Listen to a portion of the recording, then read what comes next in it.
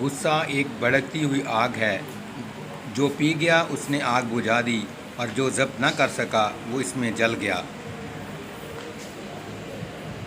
جب نیت میں کھوٹ آ جائے تو پھر یہ تینوں چیزیں راستہ بدل لیتی ہیں: مال، رزق، محبت۔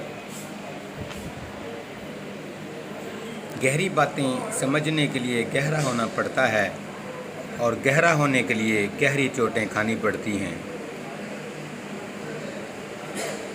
دولت کی اصل خوبی یہ ہے کہ وہ انسان کے پاس ہمیشہ نہیں رہتی، اگر رہ جائے تو انسان نہیں رہتا۔ غصہ ہمیشہ بیوقوفی سے شروع ہوتا ہے اور شرمندگی پر ختم ہوتا ہے۔